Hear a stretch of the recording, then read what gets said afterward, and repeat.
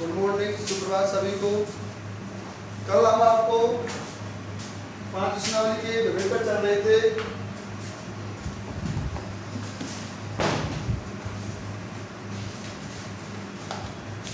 देखिए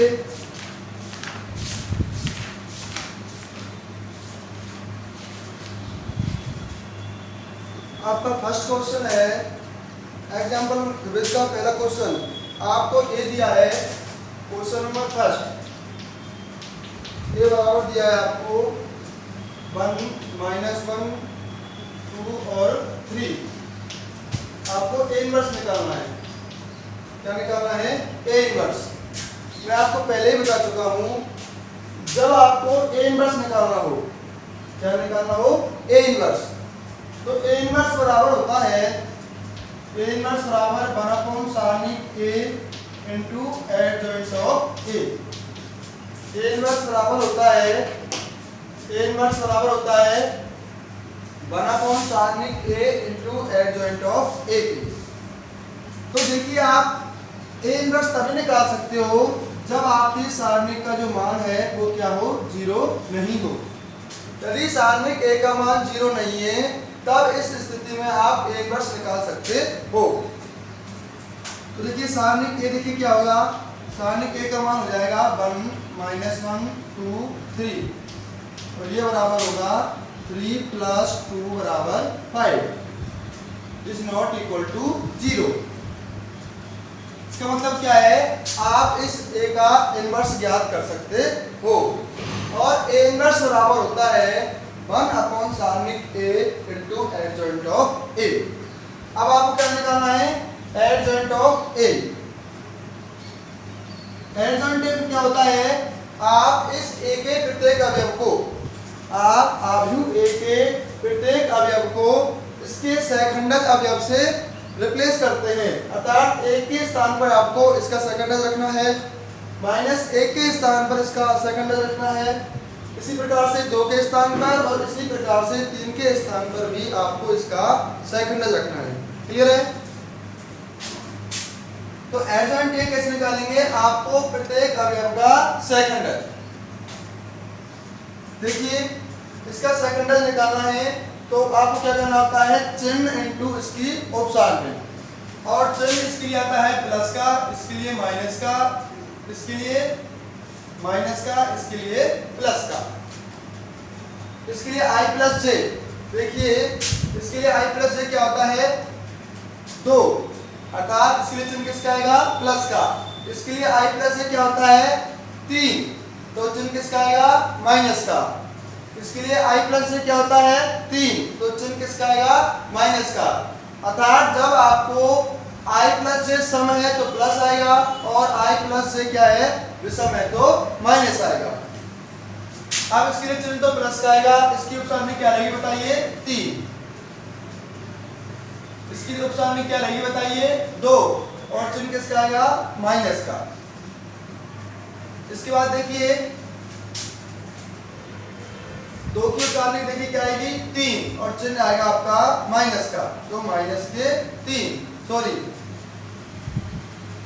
इसकी उपसारणी क्या रहेगी? -1 और माइनस माइनस क्या हो जाएगा? प्लस। इसकी उपसारणी क्या रहेगी? 3 और चिन्ह किसका आएगा? प्लस का। आपको क्या करना है? एडजॉइंट ऑफ ए निकालने के लिए सबसे पहले प्रत्येक अवयव को उसके सहखंडक से रिप्लेस करो। उसके बाद सहखंडकों से रिप्लेस करने के बाद आपको जो मैट्रिक्स मिल रही है उसको क्या लेंगे? ट्रांसपोज। ट्रांसपोज लेने पर आपको क्या मिल जाएगा? एडजॉइंट ऑफ ए, और ये बराबर हो जाएगा 3 - 2 1 और 3। अर्थात आपका इनवर्स क्या होगा बताइए? 12 सारणिक ए 1/5 इनटू 3 1 - 2 और 3। क्लियर है? अगला क्वेश्चन देखिए। देखिए अब तक जो 3 4 और 5 प्रश्नावली में पढ़ा है वो इस विविध के अंदर पूरा का पूरा मिलेगा आपको। जो आपने 3 प्रश्नावली 4 प्रश्नावली और 5 प्रश्नावली में जो अब तक पढ़ा है वो इस विविध के अंदर सारा कुछ मैटर आ जाएगा। तो इसको आप ध्यान से देखेंगे आपको इसमें ए इनवर्स निकालना, कब यूज करनी है कब नहीं है, एडजॉइंट कैसे निकालते हैं, सेकंडज कैसे निकालते हैं, ये सारी चीजें आपको इस विध के अंदर मिलेंगी। क्वेश्चन नंबर 2, क्वेश्चन नंबर 2 देखिए, आपको दिया है a बराबर 0 1 1 1 0 1 1 1 0 और आपको क्या निकालना है, a इनवर्स निकालना है। तो आपको पता है a इनवर्स किसके बराबर होता है, a इनवर्स बराबर होता है 1 सारणिक a into adjoint of a। सबसे पहली बात तो आप ये चेक करेंगे कि इसका इनवर्स विद्यमान है या नहीं, और इसका इनवर्स विद्यमान कब होगा, जब इसके सारणिक का मान, जब इस आव्यूह के सारणिक का मान 0 के बराबर नहीं होगा। तो सबसे पहला काम तुम्हारा यही है कि पहले तो उस सारणिक का मान निकालो कि उसका मान 0 मान आ रहा है कि नहीं आ रहा। तो सारणिक a देखिए कितना आएगा, सारणिक a बराबर होगा आपका 0 1 1 1 0 1 1 1 0। तो ये बराबर हो जाएगा आपका 0 इंटू 0 माइनस 1 माइनस 1, ये हो जाएगा आपका 0 माइनस 1 प्लस 1 इंटू 1 माइनस 0। तो ये हो गया 0 प्लस 1 प्लस 1 बराबर 2 इज नॉट इक्वल टू 0। इसका मतलब है इस मैट्रिक्स का आपका इनवर्स विद्यमान है, अतः ये इनवर्स विद्यमान है। अब देखिए आपको निकालना है एडजॉइंट ऑफ ए। मैं आपको पहले बता चुका हूं, एडजॉइंट ए निकालने के लिए आपको इसके प्रत्येक अवयव को इसके सेकंडज से रिप्लेस करना पड़ेगा।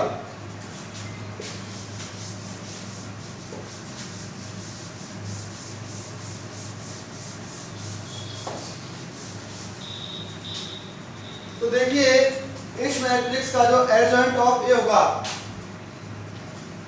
एडजॉइंट ऑफ ए बराबर होगा किसके, F11 F12 F13 F21 F22 F23 F31 F32 और F33 के ट्रांसपोज। जो आपका एडजॉइंट ऑफ ए होगा इस मैट्रिक्स के लिए क्या होगा, F11 क्या है, 0 का सेकंडर, F12 क्या है, a का सेकंडर। मैंने आपको बताया था aij के सेकंडर्स को आप fij से व्यक्त करते हैं। तो 0 है, a11 है, इसका सेकंडर क्या हो जाएगा, f11।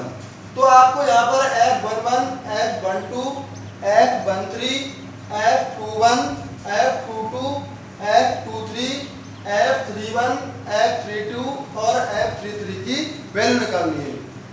तो सबसे पहले निकाल रहा हूं F11। देखिए मैंने आपको फर्स्ट क्लास में बताया था Fij बराबर होता है माइनस a की power i plus j into Mij। यहाँ Fij क्या बताइए, Aij का सेकंडर और Mij क्या है, Aij की उपसारणी। Fij है वो Aij का सेकंडर है और Mij है वो क्या है, Aij की उपसारणी। तो F11 बनाओ किसके बराबर हो जाएगा, माइनस a की पावर 1 प्लस 1 इंटू M11, ये बराबर हो जाएगा M11। अब आपको M11 निकालना है, तो क्या करेंगे, पहली पंक्ति और पहले स्तंभ को हटा देंगे। क्या करेंगे, इस मैट्रिक्स में से पहली पंक्ति और पहला स्तंभ हटा देंगे। तो आप इसको हटाइए, क्या मिलेगा बताइए, 0 1 1 0 और ये बराबर हो जाएगा -1।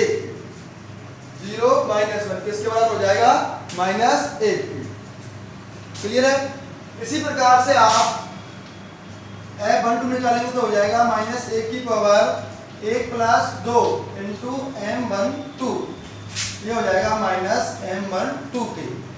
तो -M12 क्या होगा, आपको पहली पंक्ति और दूसरा स्तंभ हटाना है। क्या करना है, पहली पंक्ति और दूसरा स्तंभ। आपको पहली पंक्ति और दूसरा स्तंभ हटाना है, तो ये जाएगा 1 1 1 0, ये बराबर हो जाएगा 1 के।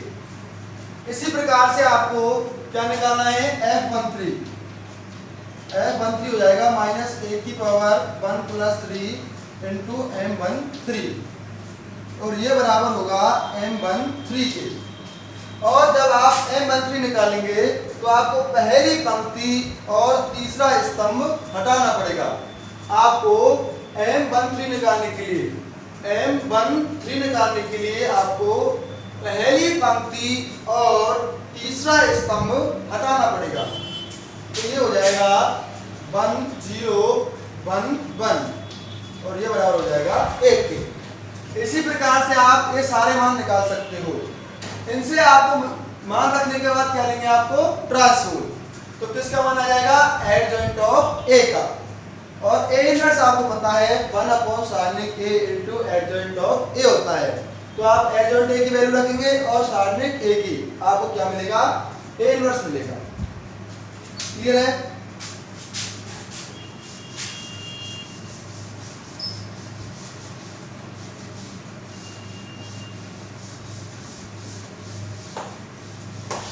अगला क्वेश्चन देखिए, क्वेश्चन नंबर 3 ये कह रहा है यदि आव्यूह ए बराबर आपको आव्यूह दे रखी है 1 - 2 3 1 2 1 x 2 - 3, ये आपको अव्युत्क्रमणीय दे रखी है। क्या दे रखी है, अव्युत्क्रमणीय। तो आपको x निकालना है। देखिए आपको क्वेश्चन नंबर 3 में दे रखा है यदि आव्यूह a बराबर 1 - 2 3 1 2 1 x 2 - 3, ये कैसी है, अव्युत्क्रमणीय है। तो आपको x निकालना है। मैंने आपको बताया था एक आव्यूह a, एक वर्ग आव्यूह a व्युत्क्रमणीय कहलाती है यदि सारणिक के मान, इसके सारणिक का जो मान है वो 0 के बराबर नहीं हो। एक वर्ग आव्यूह a व्युत्क्रमणीय कहलाती है यदि उसके सारणिक का मान 0 नहीं है, और अव्युत्क्रमणीय कहलाती है यदि उसके सारणिक का मान क्या हो, 0। आपको दे रखा है अव्युत्क्रमणीय आव्यूह, अर्थात उसके सारणिक का मान है वो किसके बराबर है, 0 के। तो देखिए ए अव्युत्क्रमणीय है, क्या है, अव्युत्क्रमणीय है। अतः इसकी जो सारणिक का मान है वो किसके बराबर होगा, 0 के। यदि एक क्या है, वर्ग आव्यूह कैसी है, अव्युत्क्रमणीय है, इसका मतलब क्या है, उसके जो सारणिक का मान है वो किसके बराबर है, 0 के। तो आपका ये बराबर हो जाएगा 1 - 2 3 1 2 1 x 2 - 3 बराबर 0। आप इसको सॉल्व करेंगे और किसका मान निकालेंगे, x का। अगला क्वेश्चन देखिए,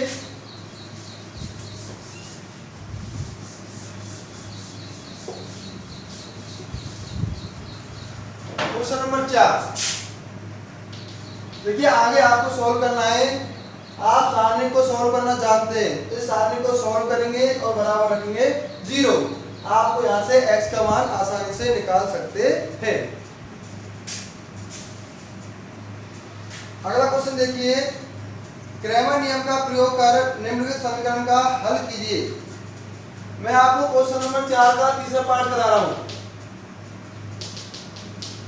क्वेश्चन नंबर 4 का तीसरा पार्ट क्या है, आपको रखा है x + 2y + 3z = 6,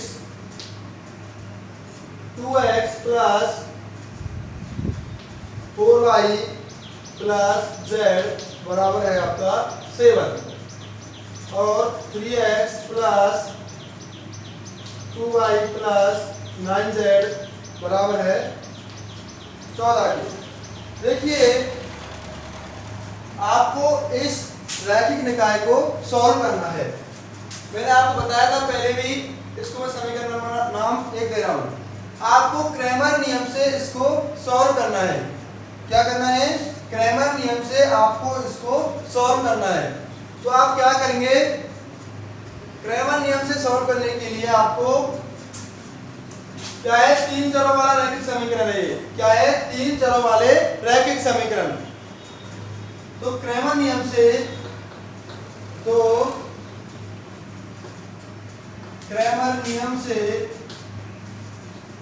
बताओ x किसके बराबर होता है? डेल्टा 1 बटे डेल्टा के, y बराबर होता है डेल्टा 2 बटे डेल्टा के, और z बराबर होता है डेल्टा 3 बटे डेल्टा के। जहां ये डेल्टा किसके बराबर होता है? डेल्टा बराबर होता है x, y और z के गुणांकों से बनने वाली सारणी। जब आपको 3 क्या रखी है अज्ञात राशि, अर्थात 3 चरों की जो रैखिक निकाय को सॉल्व करना है आपको, तो क्रेमर नियम कहता है x बराबर होता है डेल्टा 1 बटे डेल्टा के, और y बराबर होता है डेल्टा 2 बटे डेल्टा के, और z बराबर होता है डेल्टा 3 बटे डेल्टा के। तो आपका जहां डेल्टा क्या हो जाएगा बताइए? 1 2 3। क्या होगा बताइए? 1 2 3, 2 4 1। आपको क्या लिखना है? x y z के गुणांकों से निर्मित सारणी किसके बराबर होगी? डेल्टा की। जो जाएगा आपका 3 2 और 9। क्लियर है? अब देखिए, अब आपको मान निकालना है डेल्टा 1 का। किसका मान निकालना है? डेल्टा 1 का। मैं पहले बता चुका हूं आपको, जो डेल्टा 1 है, आप क्या करेंगे? डेल्टा के जब पहले स्तंभ को, डेल्टा के पहले स्तंभ को जब आप इन कांस्टेंट पीछे वाले होते हैं चरों से, जब आप इन जो अचर दे रखे हैं आपको 6 7 14, जब आप इनको पहले स्तंभ से चेंज करेंगे तो डेल्टा 1 आएगा। जब आप डेल्टा में पहले स्तंभ के स्थान पर आप इन अचरों का मान रखेंगे तो आपको डेल्टा 1 मिलेगा, और जब आप दूसरे स्तंभ के स्थान पर क्या रखेंगे? इन अचरों का मान रखेंगे तो आपको किसका मान आएगा? डेल्टा 2 का। इसी प्रकार जब आप तीसरे स्तंभ के स्थान पर किसका मान रखेंगे? इन अचरों का, तो आपको डेल्टा 3 मिलेगा। अतः डेल्टा 1 बराबर हो जाएगा, आपको ये हटाना है 6 7 14 से, 6 7 और 14। इनमें कोई चेंज नहीं करना है। 2 3 4 1 2 9।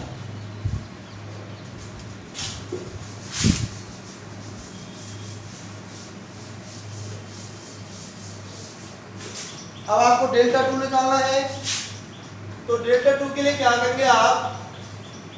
तो डेल्टा है, इसके दूसरे स्तंभ को आप चेंज कर देंगे 6 7 14 से। 1 2 3 6 7 14, और ये आपका ये हो जाएगा 3 1 9। 3 1 और 9। अब आप क्या चाहिए? डेल्टा 3। डेल्टा 3 में क्या करना है आपको? तीसरे स्तंभ को चेंज करना है 6 7 14 से। तो ये हो जाएगा 1 2 3 1 2 3 2 4 2 2 4 2। सिर्फ आपको ये चेंज करना है किससे? 6 7 और 14 से। अब देखिए, आपके पास डेल्टा है, डेल्टा 1 है, डेल्टा 2 है और डेल्टा 3 है। तो आप आसानी से x निकाल सकते हो। डेल्टा 1 बटे डेल्टा, इसको सॉल्व करेंगे और इसको पहले सभी को सॉल्व करेंगे और यहाँ पर वैल्यू रखेंगे। तो x बराबर है डेल्टा 1 बटे डेल्टा के, डेल्टा 1 की वैल्यू रखेंगे और डेल्टा की, तो x का मान आएगा। जब आप डेल्टा 2 में डेल्टा का भाग देंगे तो किसका मान आएगा? y का। और डेल्टा 2 किसके बराबर है? इस सारणी के। क्लियर है? तो आप आसानी से क्रेमर नियम से रैखिक निकाय को सॉल्व कर सकते हैं। अगला क्वेश्चन देखिए,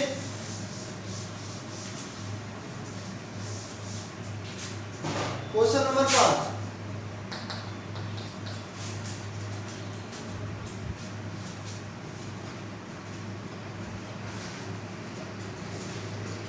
ये कह रहा है क्रेमर नियम का प्रयोग कर सिद्ध कीजिए निम्नलिखित निकाय असंगत है।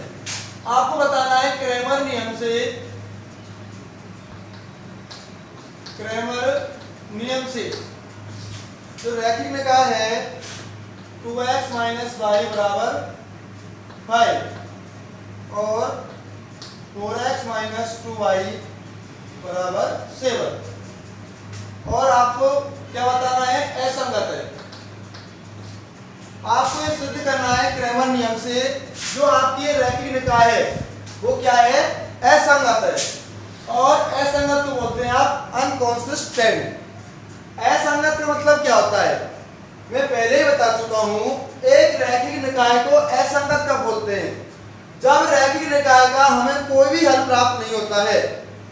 ऐसे x और y विद्यमान नहीं हो जो इन दोनों समीकरणों को संतुष्ट कर दें, तो इस प्रकार की जो निकाय है वो क्या कहलाती है, असंगत। असंगत निकाय का क्या मतलब है, ऐसी निकाय जिसका कोई भी हल प्राप्त नहीं हो क्या कहलाती है, असंगत। अब आपको बताना है कि क्रैमर नियम से बताइए कि ये निकाय कैसी है, असंगत है।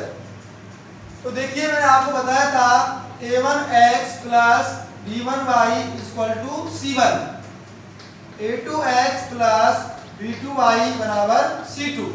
आप 10th क्लास में पढ़ चुके हो, यदि a1 बटे a2 बराबर b1 बटे b2 is not equal to c1 बटे c2। यदि आपको दिया हो a1 बटे a2 बराबर b1 बटे b2 is not equal to c1 बटे c2, तब आप इस निकाय को क्या बोलते हैं, असंगत। तो चेक करिए इस कंडीशन को होल्ड कर रहा है कि नहीं कर रहा है। a1 का मान क्या बताइए, 2, a2 का मान क्या है, 4, b1 का मान क्या है, -1, b2 का मान क्या है, -2, ये क्या है 5 बटे 7। ये हो जाएगा आपका 1 बटे 2 बराबर 1 बटे 2 इज नॉट इक्वल टू 5 बटे 7। अर्थात a1 बटे a2 बराबर b1 बटे b2, लेकिन c1 बटे c2 के बराबर नहीं है। और आप जानते हो यदि a1 बटे a2 बराबर b1 बटे b2 हो लेकिन किसके नहीं हो, c1 बटे c2 के, तो इस स्थिति में आपकी जो निकाय है वो क्या कहलाती है, असंगत। अर्थात इसका कोई हल नहीं होगा। क्या होगा, इसका कोई हल नहीं होगा। क्लियर है। और आपको देखिए क्रैमर नियम से बताना है, तो क्रैमर नियम से देखिए क्या करते हैं। पहली बात तो ये डेल्टा का मान क्या होना चाहिए, 0 होना चाहिए, और डेल्टा 1 और डेल्टा 2 में से कोई एक नॉन जीरो होना चाहिए।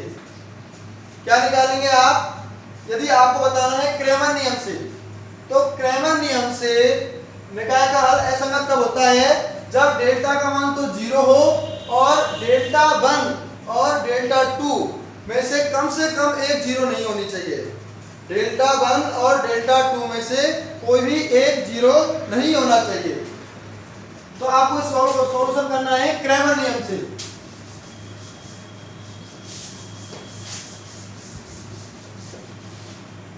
देखिए आपको इस क्वेश्चन को सॉल्व करना है क्रैमर नियम से। ये तो आप 10th क्लास में तरीका पढ़ चुके हो। यदि आप ये कंडीशन होल्ड नहीं करता है तो निकाय कैसी होती है, असंगत। अब इसको सॉल्व करना है क्रैमर नियम से। अब आपको क्या करना है, क्रैमर नियम से बताना है कि इसका कोई हल नहीं है। तो मैंने आपको बताया था इस निकाय का हल कब असंगत होगा, जब डेल्टा बराबर तो 0 हो और डेल्टा 1 और डेल्टा 2 में से कम एक नॉन जीरो होना चाहिए।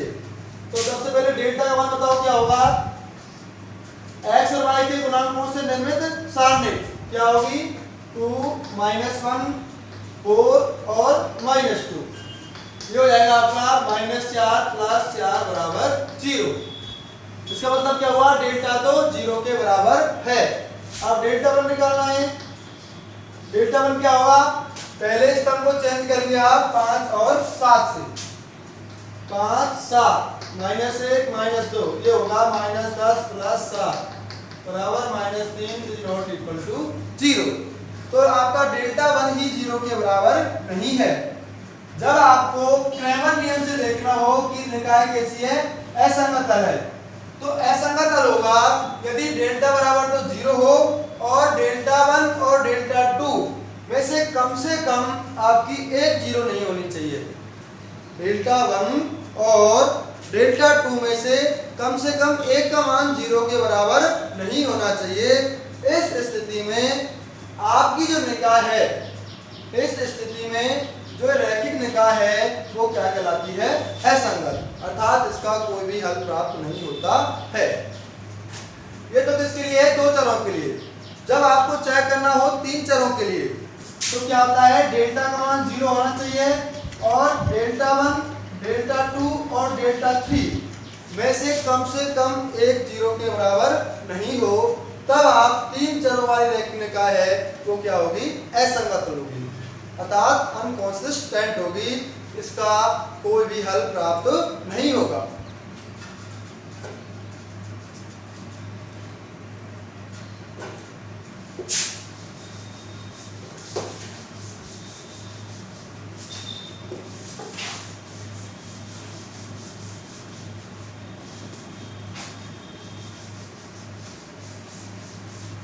अगला क्वेश्चन देखिए, क्वेश्चन नंबर 6। आपको एक द्वितीय क्रम की आव्यूह एक याद करनी है। आपको दिया है 1 गुना 1 माइनस 2 1 4 बराबर 6 0 0 6। देखिए आपको ए दिया है, ए का क्रम क्या है? 2 क्रम है। द्वितीय क्रम का मतलब है इसका जो ऑर्डर है वो क्या है? 2/2। आपको दिया है आव्यूह ए का जो क्रम है वो कितना है? 2/2 और एक कंडीशन दे रखी है ए का जो गुना है इस मैट्रिक्स से वो किसके बराबर है? 6 0 0 6 के। क्लियर है? तो आप इस क्वेश्चन को दो तरीके से कर सकते हो। पहला तरीका जो है आप क्या करेंगे, ए को मान लेंगे, माना आपके मैट्रिक्स है ए बी सी डी के बराबर। किसके बराबर है भाई? 2/2 क्रम है तो किसके अवयव क्या होंगे? A B C D. अब देखिए इसका मान रखिए, माना ए मान लेंगे आप, माना ए बराबर 10, तो इसके मान रखिए ये हो जाएगा A B C D into 1 minus 2 1 और 4 और ये बराबर है 6 0 0 6 के। इसको सॉल्व करिए, पहली पंक्ति का गुणा करेंगे आप पहले स्तंभ से, तो ये हो जाएगा आपका a प्लस बी। अब आप करना है पहली पंक्ति का गुणा दूसरे स्तंभ से, तो ये हो जाएगा -2a प्लस 4b। अब आपको दूसरी पंक्ति का गुणा करना है पहले स्तंभ से, c प्लस d और ये हो जाएगा -2c प्लस 4d और ये बराबर है 6 0 0 6 के। अब देखिए आपकी दोनों आव्यूह क्या हैं? बराबर है। मैंने आपको बताया था दो आव्यूह बराबर कब होती हैं? जब उनके संगत अवयव बराबर हो, अर्थात a प्लस b का मान किसके बराबर होगा? 6 के और -2a प्लस 4b किसके बराबर होगा? 0 के। c प्लस d बराबर होगा 0 के और -2c प्लस 4d बराबर होगा 6 के। तो देखिए आपका हो जाएगा a प्लस b बराबर हो जाएगा किसके? 6 के और -2a प्लस 4b बराबर होगा 0 के। c प्लस d बराबर है आपका 0 के, -2c प्लस 4d आपका बराबर है 6 के।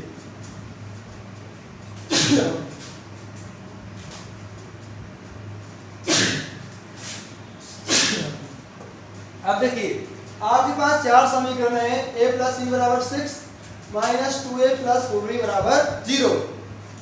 आपको a और b में दो समीकरण दे रखी है, तो आप आसानी से 1 और 2 की सहायता से किसका मान निकाल सकते हैं? a और b का, और 3 और समीकरण 4 के माध्यम से आप किसका मान निकाल सकते हो? c और d का। आप इन चारों समीकरणों से a b c d का मान निकाल सकते हैं। जब आप a b c d का मान इसके अंदर रखेंगे तो आपको a आ जाएगी। तो ये तो है आपका फर्स्ट तरीका। आप देखिए सेकंड टाइप देखिए इसका दूसरा तरीका क्या है? इसको आप थोड़ी देर के लिए b मान लीजिए, इसको c मान लीजिए। देखिए आपका दिया है ab बराबर, इसको मैं लिख सकता हूं 6 × i देखिए आई क्या है, 2/2 क्रम की अवयव। मैंने इसको क्या मान लिया है, बी मान लिया है। तो ये हो जाएगा ए बी बराबर, ये क्या है, 6 को बाहर ले लीजिए, 1 0 0 1, ये हो जाएगी आपकी 6i। जहां बी किसके बराबर बताइए, 1 - 2 1 और 4 दिया है आपको। ए बी बराबर 6 × i।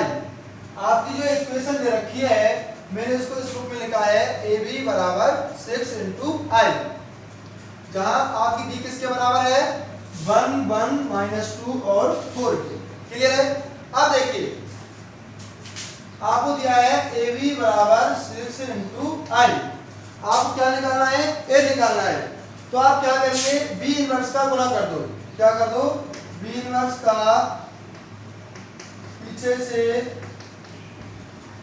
गुना करने पर, तो ये हो जाएगा, पीछे से कर रहे हैं तो A B into B inverse बराबर हो जाएगा 6 × i × बी इनवर्स। क्या कर दिया मैंने, पीछे से क्या कर दिया, बी इनवर्स का गुना कर दिया। तो मैंने आपको बताया था जब मैं बी का इसी के इनवर्स के साथ गुना करूंगा तो आपको क्या मिलेगा बताइए, बी का जब मैं इसी के इनवर्स के साथ गुना करूंगा तो क्या हो जाएगा, i। तो ये हो जाएगा a × i बराबर 6 × i × बी इनवर्स किसके बराबर होगा, बी इनवर्स के। देखिए b × बी इनवर्स बराबर होता है i के, और i × बी इनवर्स बराबर होगा बी इनवर्स के। किसी मैट्रिक्स का उसी मैट्रिक्स के साथ का इनवर्स का जो गुना है वो क्या मिलती है, इकाई अवयव। और जब आप इकाई अवयव का किसी भी अवयव से गुना करो तो आपको क्या मिलेगी, जिस अवयव से गुना कर रहे हैं आपको वही मिलेगी। क्लियर है। तो आपको मिल गया a × i, a बराबर हो गया 6 × बी इनवर्स के। और आपको बी दे रखा है क्या बताइए, 1 - 2 1 और 4। तो आप बी इनवर्स क्या रखेंगे, यहाँ से बी इनवर्स का मान रख सकते हैं। तो आपका a बराबर हो जाएगा 6 × बी इनवर्स किसके बराबर होगा, 1/sin b × adjoint of b के।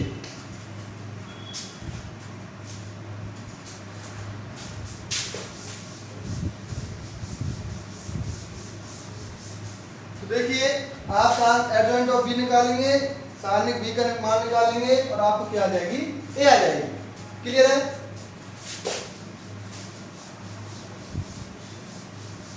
अगला क्वेश्चन देखिए,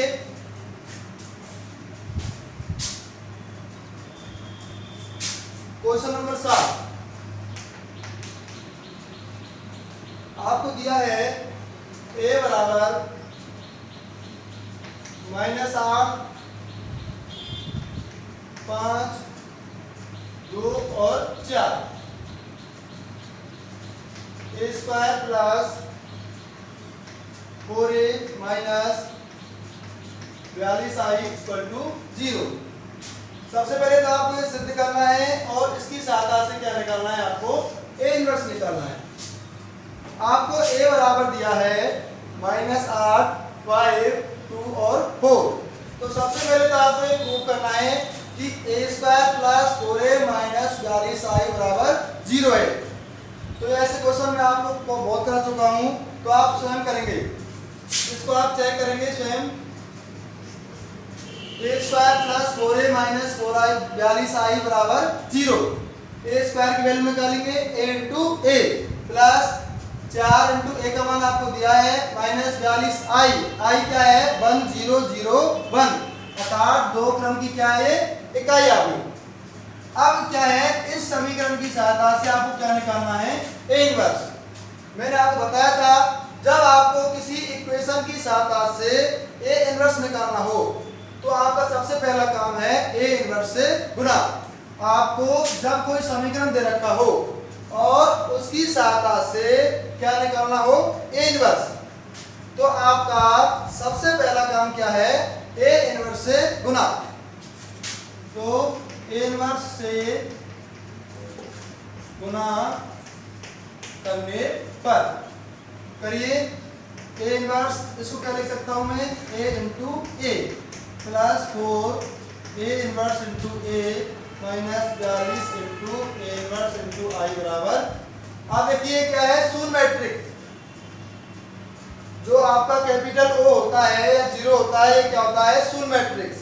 और शून्य मैट्रिक्स का आप किसी भी मैट्रिक्स से गुणा करिए तब क्या आएगा? शून्य आएगा। ए इनवर्स से गुणा शून्य मैट्रिक्स से करेंगे तो क्या मिलेगा आपको? जीरो ही मिलेगा। अब देखिए इसको लिख सकता हूं मैं ए इनवर्स इंटू ए, क्योंकि जो मैट्रिक्सों का गुणन है वो साचार्य नियम का पालन करता है। अर्थात आप इन दो कोष्ठकों को पहले भी लगा सकते हैं। यहाँ कौन सा नियम लगाया है? साचार्य नियम। प्लस 4 इंटू आई, आपको पता है ए इंटू ए इनवर्स बराबर आई बराबर ए इनवर्स इंटू ए। जब आप व्युत्क्रम आव्यूह का, किसी आव्यूह का और व्युत्क्रम आव्यूह का, उसी की व्युत्क्रम आव्यूह का गुणा करते हैं तो आपको क्या मिलती है? इकाई आव्यूह। देखिए b इंटू बी इनवर्स बराबर आई, अर्थात किसी आव्यूह का उसकी प्रतिलोम आव्यूह के साथ जो गुणा है वो किसके बराबर होता है? इकाई आव्यूह के। माइनस 42 इंटू ए इनवर्स बराबर शून्य मैट्रिक्स। तो आप इसको लिख सकते हो, ये हो जाएगा आपका आई, और आई इंटू ए किसके बराबर होगा? ए के। प्लस 4i, इसका ट्रांसफर कर दो, ये हो जाएगा 42 ए इनवर्स। तो ए इनवर्स बराबर हो जाएगा 1/42 ए प्लस 4i। आपके पास ए का मान है, आई क्या होगा बताइए? 1001। तो आपका ए इनवर्स हो जाएगा 1/42 माइनस 8 5 2 4 प्लस 4 0 0 4। क्लियर है? तो आप यहां से क्या निकाल सकते हो? A inverse. इसको सॉल्व करेंगे तो आपको क्या आ जाएगा? A inverse. अगला क्वेश्चन देखिए,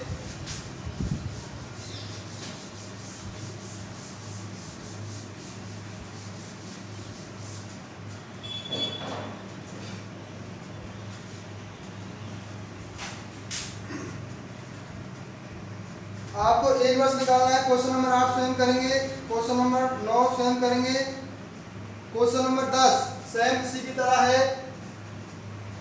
क्वेश्चन नंबर 11, क्वेश्चन नंबर 11 आव्यूह सिद्धांत का प्रयोग कर निम्न रैखिक समीकरण निकाय का हल ज्ञात कीजिए। और 11 का फर्स्ट क्वेश्चन है 5x माइनस 7y बराबर 2 और 7x minus 5y equal to 3। आपको इस रैखिक निकाय को किससे सिद्ध करना है? आव्यूह सिद्धांत से हल करना है। आपको आव्यूह जो मेथड है आपका मैट्रिक्स मेथड, इस रैखिक निकाय को क्या करना है? आव्यूह सिद्धांत से हल करना है। तो सबसे पहले तो रैखिक निकाय को आव्यूह सिद्धांत में से हल करने के लिए आप क्या करेंगे? इस रैखिक निकाय को क्या बनाएंगे? ax equal to b type का बनाएंगे। क्या बनाएंगे? ax equal to b type का। इसके लिए क्या करते हैं?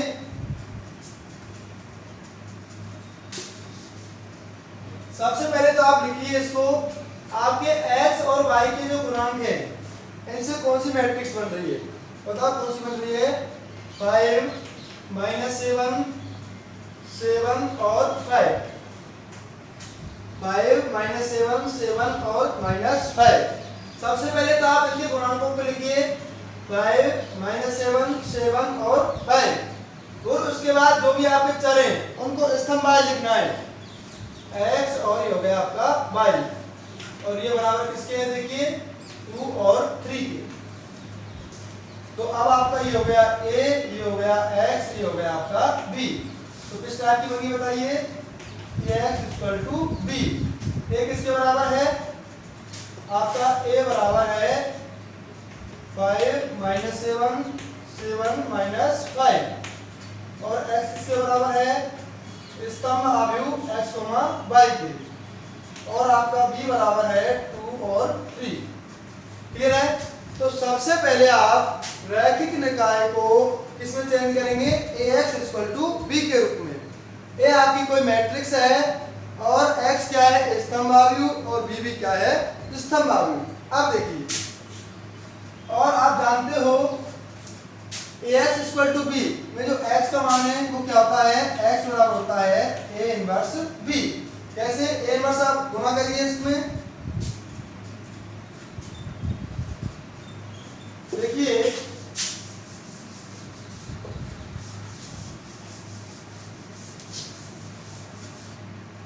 आपका है ax equal to b, a inverse से गुणा कर दीजिए, a इनवर्स इनटू ax बराबर a इनवर्स b, तो x बराबर हो जाता है a इनवर्स इनटू b।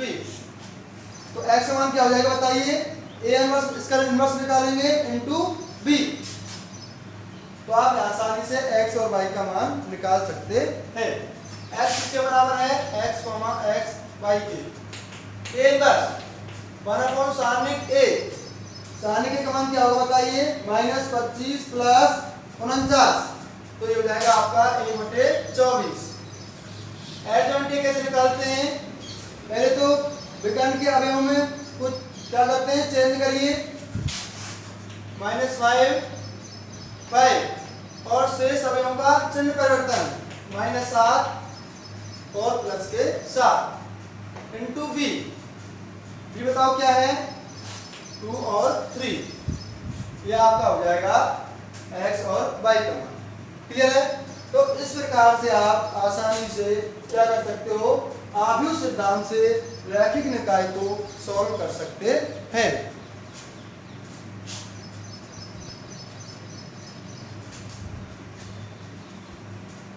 अगला क्वेश्चन देखिए,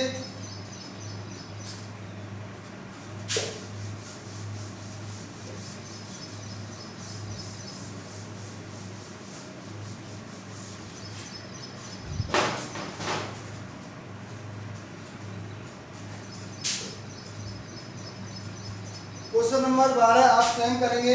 क्वेश्चन नंबर 13,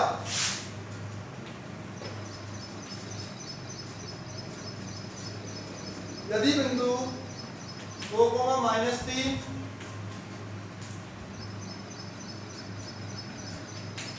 लैम्डा, -2 तथा 0,5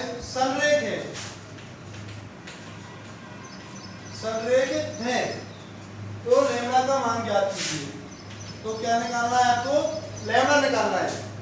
देखिए आपको दिया है, यदि बिंदु 2, -3, पहला बिंदु है आपका कौन सा, जिसके निर्देशांक हैं 2, -3, दूसरा बिंदु है आपका जिसके निर्देशांक है लैम्डा, -2, और तीसरा बिंदु है 0,5। और कैसे दे रखे हैं आपको, संरेख। मैं आपको पहले ही बता चुका हूं, जब 3 बिंदु संरेख हैं तो क्या होता है, उनसे हम कोई भी त्रिभुज का निर्माण नहीं कर सकते हैं। जब आपको 3 बिंदु क्या दे रखे हो, संरेख, तो संरेख है इसका मतलब क्या है, वो एक ही रेखा में है, और जब 3 बिंदु एक ही रेखा में होते हैं तो उनसे कोई भी त्रिभुज नहीं बनेगा, अर्थात उन बिंदुओं से जो त्रिभुज होगा उसका क्षेत्रफल क्या रहेगा, 0। तो इन बिंदुओं से बनने वाला जो त्रिभुज है उसका क्षेत्रफल क्या रहेगा, 0। तो देखिए इसको मैं नाम दे रहा हूं A B C।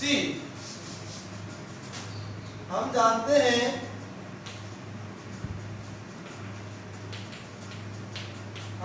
हैं कि A B C संरेख होंगे यदि एरिया ऑफ त्रिभुज ABC बराबर होगा 0। इनसे जो त्रिभुज बनेगा उसका एरिया क्या आना चाहिए, 0 आना चाहिए। तब आप ABC को क्या कहेंगे, संरेख।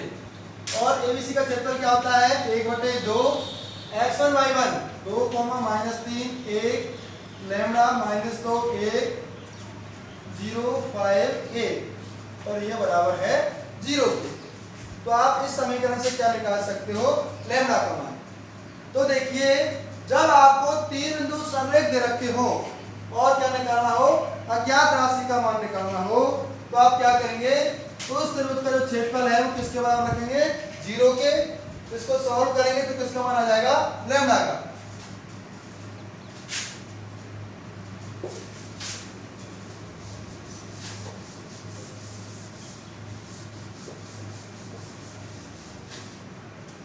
अगला क्वेश्चन देखिए, क्वेश्चन नंबर 14।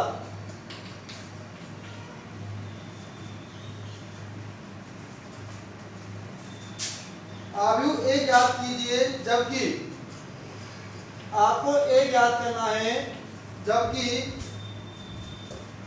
1 2 2 3 1 4 7 3 5 ये बराबर दिया है आपको 1 0 0 1। देखिए आपको दिया है, आपको ए आयु निकालनी है। क्या निकालनी है? ए निकालनी है, और आपको एक कंडीशन दे रखी है। तो सबसे पहले तो आप क्या मानेंगे, इसको आप बी मान लीजिए और इस मैट्रिक्स को आप सी मान लीजिए, और ये किसके बराबर बताइए? इकाई मैट्रिक्स के। तो सबसे पहले माना बी बराबर क्या है? ये, और सी बराबर क्या है? ये, और ये क्या होती है? Identity matrix. तो आपका जो समीकरण नंबर एक समीकरण है किसमें चेंज हो जाएगा? अतः बी ए सी किसके बराबर हो जाएगा? आइडेंटिटी मैट्रिक्स के। आपको एक क्वेश्चन दिया है बी ए सी बराबर आई, जहां बी किसके बराबर है? 1 2 2 3 के, और सी किसके बराबर है? 4 7 3 5 के। मैंने क्या किया है? इसको तो बी मान लिया है और इसको सी मान लिया है, तो ये बराबर हो जाएगा बी ए सी किसके? इकाई मैट्रिक्स के। अब आपको निकालना क्या है? ए निकालना है। तो आप ए कैसे निकाल सकते हो? जब आप यहां से बी और सी का ट्रांसफर करेंगे तो क्या आ जाएगा आपके पास? ए आ जाएगा। तो इसके लिए क्या करेंगे आप? बी को हटाने के लिए बी इनवर्स से गुना करेंगे, और सी को हटाने के लिए सी इनवर्स से गुना करेंगे। तो सबसे पहले क्या करेंगे? बी इनवर्स का आगे से गुना करने पर तो ये हो जाएगा आपका बी इनवर्स इंटू बी ए सी बराबर बी इनवर्स इंटू आई। तो बी इनवर्स इंटू बी किसके बराबर होता है? आई के।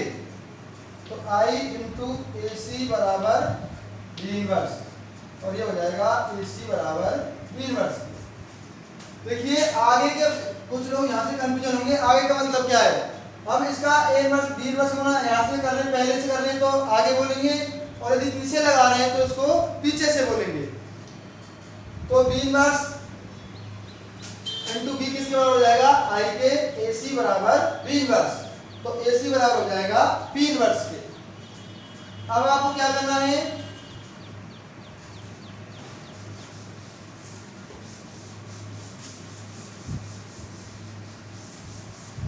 अब आपको सी हटाना है, तो सी के लिए क्या करेंगे? पीछे से सी इनवर्स का गुणा करने पर,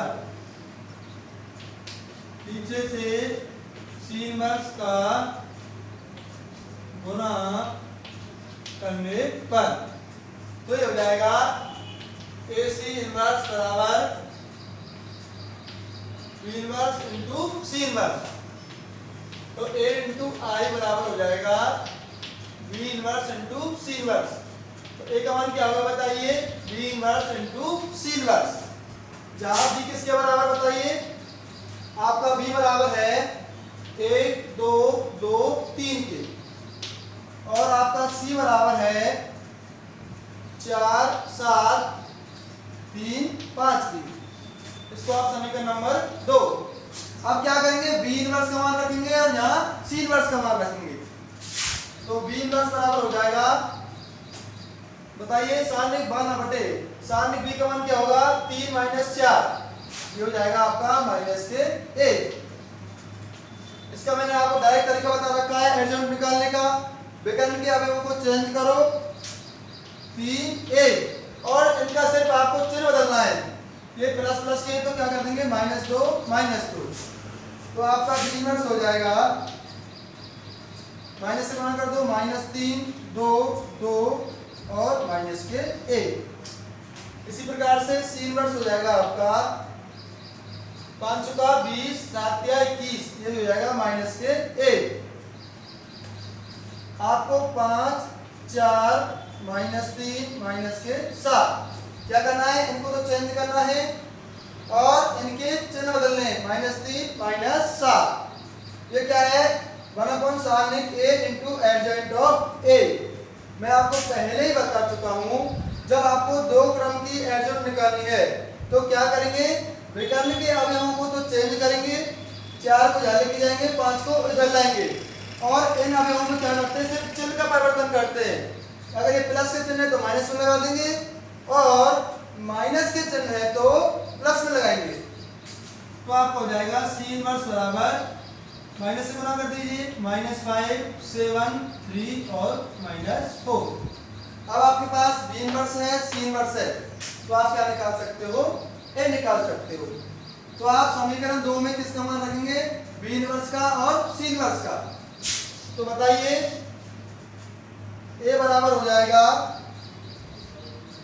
-3, 2, 2 और -1 इंटू C इनवर्स इसके बराबर होगा -5, 7, 3 और -4 की। इसको आप सॉल्व करेंगे तो किसका मान आ जाएगा, A का। तो क्या करेंगे, जब आपको BAC बराबर क्या है, I है, आप A का मान कब निकाल सकते हो, जब आप यहाँ से B और C को हटा देंगे। तो मैट्रिक्स का हटाने का तरीका है, जो मैट्रिक्स आपको हटानी है उसका उसी से उसके इनवर्स से गुणा कर दो। आपको B हटाना है तो B इनवर्स से गुणा कर देंगे, और C हटाना है तो आप C इनवर्स से गुणा कर देंगे। क्लियर है?